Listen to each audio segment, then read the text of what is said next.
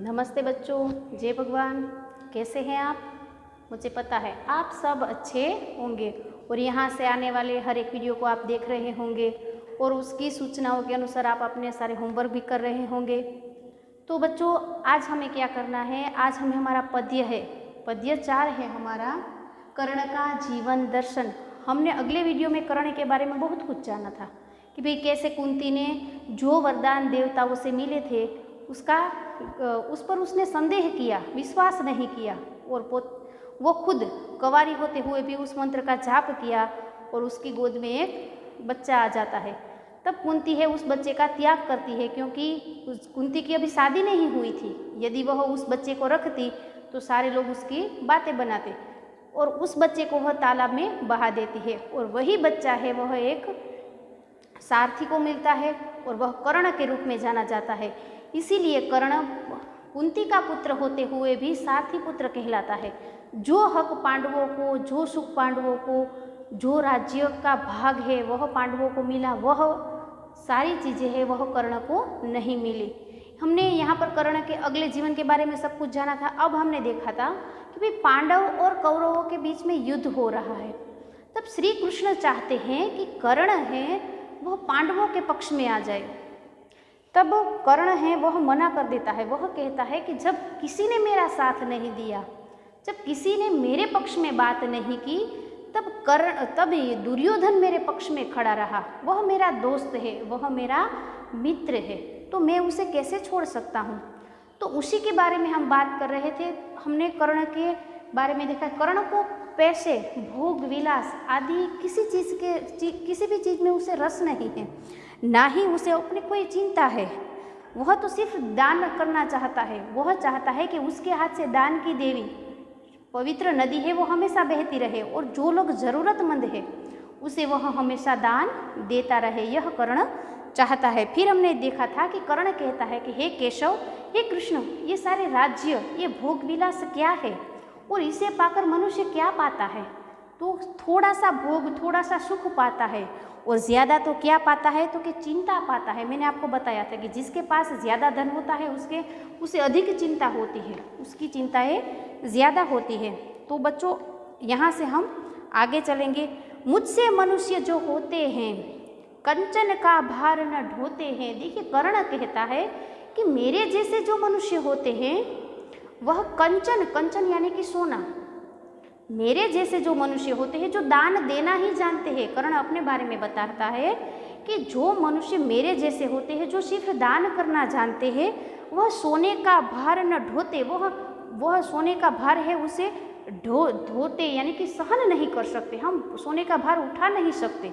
हम तो सिर्फ दान करना जानते हैं, इकट्ठा करना या संग्रहित करना नहीं जानते। जो लोग मेरे जैसे हैं वह सोने का भार न ढोते हैं, वह सहन नहीं कर सकते हैं या फिर उठा नहीं पाते हैं। सोने का जो भार है उसे उठा नहीं सकते हैं। पाते हैं धन बिखराने को। देखिए, कर्ण कहता है हम लोग तो धन पाते हैं, हम जो धन एकत्रित करते हैं वो सिर्फ और सिर्फ बिखराने, सबको दान देने के लिए ही हम धन कमाते हैं। लाते हैं रत्न लुटाने को। रत्न तो आपने देखे होंगे, वहाँ पर बहुत सारे आभूषण देखेंगे, उसमें अलग अलग तरह के रत्न होते हैं। तो कर्ण कहता है यह रत्न हम लाते हैं, यह रत्न हम कमाते हैं, हमारे पास हम रत्न लाते हैं सिर्फ लुटाने के लिए, हम दूसरों को देने के लिए। देखिए, कर्ण को पैसे का मोह, माया, रत्न किसी का भी मोह नहीं है। उसे पैसे से कोई लेना देना नहीं है। भोग विलास उसके लिए सब तुच्छ है, मामूली सी चीज़ है। वह कहता है मेरे जैसे जो मनुष्य होते हैं वो सोने का भार नहीं उठा सकते हैं। हम जो धन पाते हैं वह सिर्फ बिखराने, दूसरों को देने के लिए। रत्न भी लाते हैं तो सबको लुटाने के लिए, सबको देने के लिए हम रत्न लाते हैं। झक से न कभी कुछ लेते हैं। हम सारे झक से कुछ भी नहीं लेते हैं, सारे जगत से हम कुछ नहीं लेते हैं। हम उससे कोई अपेक्षा नहीं रखते हैं कि भी कोई भी आकर मुझे कुछ दे, ऐसा हम नहीं चाहते। किसी भी सारे जग से हम किसी भी तरह की अपेक्षा नहीं रखते हैं। दान ही हृदय का देते हैं, दान ही हृदय का। यहाँ पर कहा गया है दान, तो हमें हृदय का दान नहीं देना है। हमें यहाँ पर छुरी लगाकर हृदय काट कर नहीं देना है। दान हृदय का देना, उसका अर्थ होता है दुखियों पर दया करना।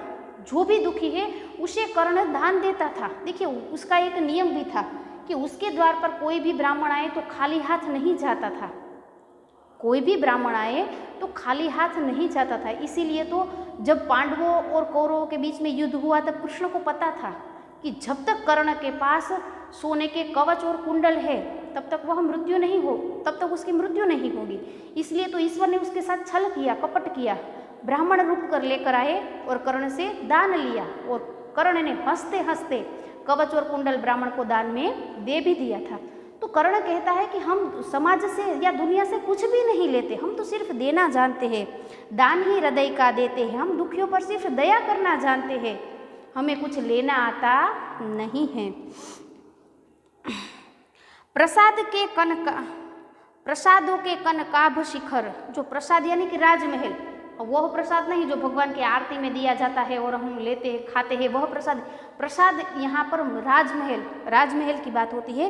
प्रसाद यानी कि जो आपके लिए नया शब्द है, लिखना हो तो लिख लीजिए, प्रसाद यानी कि राजमहल के कनकाभ का अर्थ होता है सुनहरा। प्रसाद के जो सुनहरे आपने देखे होंगे, जो राजमहल है उसका ऊपरी भाग होता है वो कैसा होता है, सुनहरा, सोने जैसा होता है। प्रसादों के कनकाभ शिखर यानी कि ऊपर का भाग, राजमहल के सुनहरे भाग या फिर सुनहरा शिखर ऊपर का भाग है।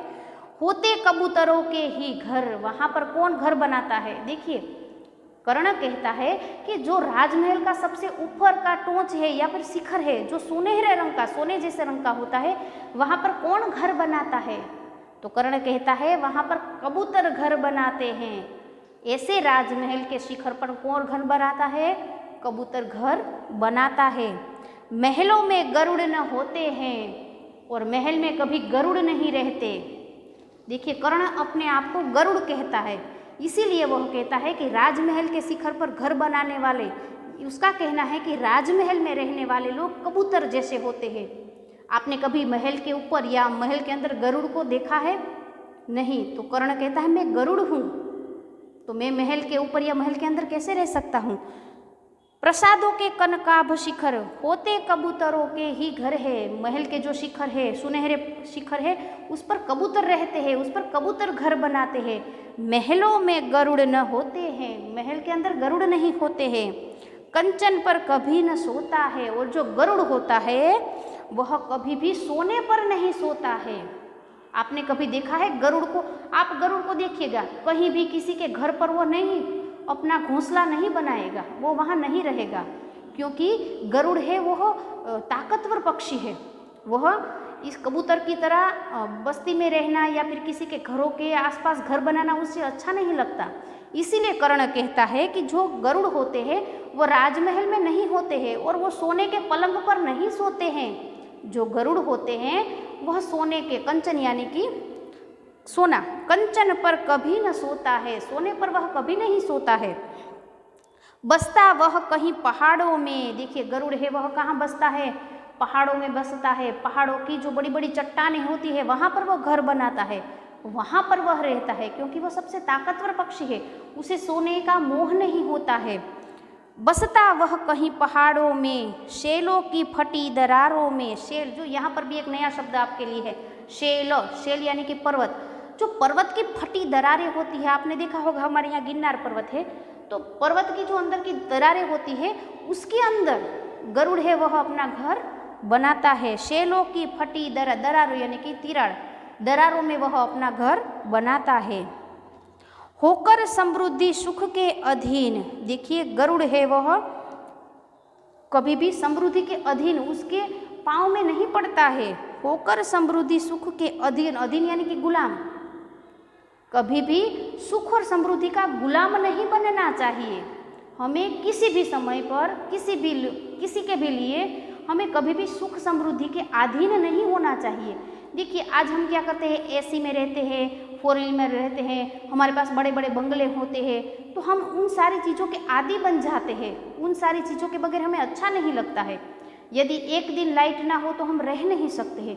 तो इसका अर्थ क्या हुआ कि हम उसके अधीन हैं, हम उसके गुलाम बन गए हैं। तो कर्ण कहता है कि कभी पैसे के गुलाम मत बनिए, किसी के अधीन मत रहिए। होकर सुख समृद्धि सुख के अधीन, मानव होता नित तप क्षीण।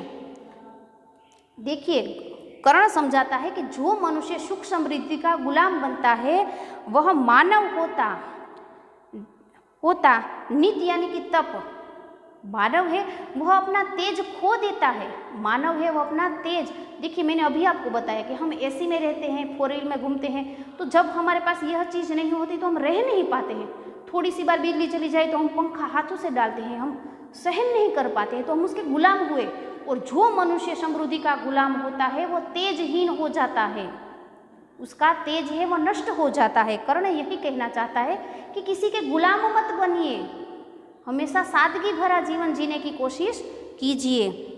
सता किरीट मणिमय आसन करते मनुष्य का तेज हरण। जो यहाँ पर देखिए सत्ता यानी कि राजपद, किरीट यानी कि मुकुट, और मणिमय यानी कि रत्नों से जड़ा हुआ मुकुट या फिर ताज। तो कर्ण कहता है कि कौन कौन सी चीज़ है वह मनुष्य का तेज यानी कि प्रभाव नष्ट कर देता है। तो पहले है सत्ता यानी कि राजपद, कभी भी राजपद की लालसा मत कीजिए या फिर ऊंचे चढ़ने की लालसा मत कीजिए। राजपद कभी पाना नहीं चाहिए या फिर उसके लिए जीना नहीं चाहिए। वह क्या करता है तो हमारा प्रभाव नष्ट कर देता है, हम मनुष्य नहीं रहते। तो कर्ण कहता है कि सत्ता, फिर दूसरा है मुकुट। मुकुट यानी कि सोने का मुकुट नहीं, किसी का पद। हम देखते हैं हमारे नेता है आपस में कैसे लड़ते हैं, एक दूसरे पर दोषारोपण करते रहते हैं। तो कभी भी मुकुट के लिए मत जिए कि मुझे मुकुट चाहिए या फिर मुझे पद चाहिए, ऐसी जिंदगी मत जिए आप। फिर है मणिमय आसन, तो रत्नों से जड़ा हुआ आसन या फिर रत्नों से जड़ी हुई गद्दी, इन 3 चीज़ों से हमेशा दूर रहिए, वरना यह क्या करते हैं मनुष्य का तेज हरण, मनुष्य का सारा प्रभाव नष्ट कर देते हैं, मनुष्य को मनुष्य नहीं रहने देते हैं। तो कर्ण इन सारी चीज़ों से दूर रहने के लिए कहता है। नर विभव हेतु ललचाता है, जो नर यानी कि मनुष्य, विभव हेतु यानी कि धन वैभव पाने के लिए मनुष्य हमेशा ललचायित रहता है। यदि हमें कहने के लिए हमें कहा जाए कि भाई आप मेरे यहाँ आइए और ये काम कीजिए तो मैं आपको ढेर सारा सोना दूंगा या ढेर सारा रत्नों से भरा हुआ बैग दूंगा, तो हम वो काम गलत होगा तो भी हम करेंगे, क्योंकि हमारे मन में लालच है। तो कभी लालच नहीं रखना चाहिए। यदि हम लालच करते हैं तो कल को हम बुरे फंस सकते हैं, हमारा जो प्रभाव है, हमारी मानवता है वो नष्ट हो जाती है। आप देखिए बहुत सारे गलत काम हो रहे हैं, तो लोग गलत काम क्यों कर रहे हैं? पैसे के लिए। तो इन सारे पैसों में कभी मत पड़िए कि पैसा हमारी ज़रूरत है, नहीं। इंसान की ज़रूरत सिर्फ रोटी, कपड़ा और मकान, इतनी सामान्य चीज़ों से मनुष्य का गुजारा हो सकता है। पर हम क्या करते हैं, बस लाइए लाइए करते रहते हैं, सारी जिंदगी हम इकट्ठा ही करते हैं और उसे भोगे बिना ही मर जाते हैं। तो कभी धन दौलत की लालसा मत कीजिए। मैं ये नहीं कहती कि धन दौलत मत कमाइए, कमाना चाहिए, पर उसका उतना कमाइए जितना आपको ज़रूरत हो। इंसान क्या करता है, सारी जिंदगी कमाता ही रहता है, उसे वो भोग नहीं पाता है। आप देखिए आज किसी भी मनुष्य के पास समय नहीं है, वो सिर्फ दौड़ ही रहा है। किसी के खुद अपने घर वालों के लिए भी उसके पास समय नहीं है। तो कर्ण मना करता है कि भाई ऐसे धन दौलत पाने मनुष्य है वो इस धन दौलत को पाने के लिए ललचाता है, हमेशा उसके पीछे दौड़ता रहता है, पर वही मनुज को खाता है। देखिए कर्ण ने कहा पर वही धन वैभव है एक दिन मनुष्य को नष्ट कर देता है, खा जाता है, उसकी मृत्यु का कारण वही धन बनता है। आप यहाँ होते तो मैं अच्छी आपको एक आध कहानी ज़रूर सुनाती। तो वही धन है वो क्या करता है, आपने वो 3 चोरों वाली कहानी सुनी होगी कि भाई 4 चोर होते हैं, वह सोचते हैं कि भाई हम चोरी करते हैं, चारों ने मिलकर चोरी की। अब 2 चोर है, बहुत सारा धन मिला। 2 चोर होते हैं, वह सोचते हैं कि भाई हम मिठाई ले आते हैं, और 2 लोग हैं वह सोने का ध्यान रखते हैं। फिर 2 लोग जो मिठाई लेने जाते हैं उन दोनों चोरों के मन में कपट आता है, वह सोचते हैं कि क्यों ना इस मिठाई में हम जहर मिला दें और उसे खिला दें ताकि वो दोनों मर जाए, फिर जो धन बचेगा उसे हम आधा बांट लेंगे। अब वहाँ पर 2 चोर थे, उनके मन में भी लालच आई, जंगल में सोने की जो रखवाली कर रहे थे, उन चोरों ने सोचा कि वह जैसे ही यहाँ आए उसे मार देते हैं, फिर हम दोनों सोना आधा बांट लेंगे। फिर मिठाई लेने गए चोर है, वह मिठाई में जहर मिला देते हैं, और जैसे ही मिठाई लेकर आते हैं वो दोनों चोर है मिठाई वाले चोर को मार देते हैं। मारकर फिर क्या करते हैं, मिठाई खाने बैठते हैं। फिर खुद ही मर जाते हैं। देखिए चारों के चारों मर गए। तो लालच है वह बुरी बला है, लालच से हमेशा दूर रहना चाहिए। हाँ, मैं मना नहीं करती, पैसे की ज़रूरत है, आज समय ऐसा है कि हमें सबके साथ रहना भी चाहिए, पर इतना ही कमाइए जितनी हमें ज़रूरत हो, उससे ज़्यादा की लालच नहीं करनी चाहिए। चांदनी पुष्प छाया में पल, नर गले बने सुमधुर कोमल। तो चांदनी यानी कि शीतलता, पुष्प छाया यानी कि वृक्षों की छाया में जो नर पलता है, देखिए जो नल है वो शीतल छाया में पलता है, वृक्ष, उसका कहने का अर्थ है जिसे कभी कोई तरह का कष्ट ना हुआ हो, वह चांदनी, यानी कि चांदनी कैसी ठंडी होती है, शीतल होती है। पुष्प छाया भी कैसी होती है, ठंडी होती है। तो जो नर है, पलना यानी कि बड़ा होना या फिर उसका लालन पालन होना, जो नर है वह इस शीतल छाया में पलता है, वह नर, उसका गला यानी कि वह कैसा बन जाता है, सुंदर सुमधुर बन जाते। आप कबूतर का गला देखिएगा, ये एकदम सुंदर है, सुकोमल है। तो जो नर, कहने का अर्थ यहाँ पर है जो शीतलता में पलता है उसका गला मधुर बन जाता है, वह सुंदर बनता है। उसे थोड़ी सी भी खरोच लगती है तो उसे ज़्यादा लगता है, ओहो मुझे ज़्यादा लगा। तो ऐसे नर है वह, उसका गला सुमधुर मीठा बन जाता है। पर अमृत क्लेश का पिए बिना, आतप अघड़ में जिए बिना। कर्ण कहता है कि ऐसे नर का क्या फायदा जिसने कभी दुख देखा ही न हो, पर अमृत क्लेश का यानी कि जिसने कष्ट का अमृत ना पिया हो, जिसने कष्ट का अमृत ना पिया हो, आतप यानी कि धूप, अघड़ यानी कि आंधी, जिसने धूप और आंधी न देखी हो, उसके बिना नर है वह सही तरह से नर नहीं, मनुष्य नहीं कहला सकता। आपने देखा होगा कि सोने को बनाने के लिए सोने को बहुत सारी आग में डाला जाता है, उसे पिघलाया जाता है। सोना है वो आग में तपता है तभी उसकी चमक ज़्यादा आती है। उसी तरह से मनुष्य है, उसे भी धूप और आंधी का सामना करना चाहिए, तभी वो सही मायने में मनुष्य बन पाएगा।